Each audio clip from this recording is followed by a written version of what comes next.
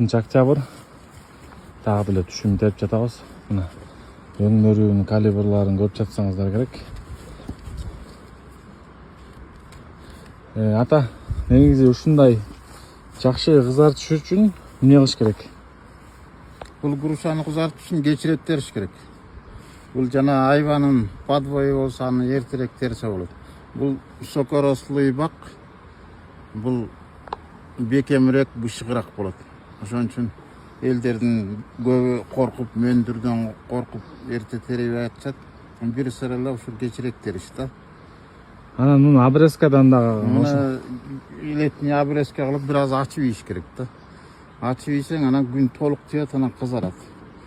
Бул күзүндө терип бүткөндөн кийин диамофоз салып коюш керек. Эң жакшысы кыкты түбүнө салбай, алысыраак кылып салыш керек да. Ошондо жакшы результат берет. Эрегимге жер жебейт дейт. Анан биз мына бул талгарканы туугандар. Биз деген только высший сорт алсаң. Высший сорт жалаң мына премиум класс десе болот да. Ушундайларын эле терип жатабыз да. Эмне үчүн мындай майдарактарын тербелебиз? Биринчи тандап биз холодильникке салып коебуз. Бир жумадан кайра телсек, ошо средний майдалары да ошо чоң калибрга жетет да, ошо сыры. Май подряд терип салып жатсак, сатканда да кыйналасың, тергенде да кыйналасың. Мисалы, могулар аз калып атат да, булар көрүңөр мындай чөптөй болуп, азыр үзсөм чөптөй болуп, мындай бит жок да, көрдүңүздөрбү? Ушуну өңүн чыгарса болобу? Өңүн чыгарса бир аз 5-10 күн күтүш керек болду.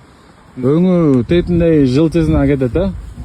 Баасы дагы ошого салыштырмалуу мындай эмерээк болот да, жакшыраак болот. Тигилердикичи буга караганда. Ошол туугандар. Суроолоруңуз болсо комменттерге жазгыла. Анан грушанын баасы канча болуп жатат, билгендер болсо да жазып койгула. Баарыңарга салам, сиздер менен Эмир Агро.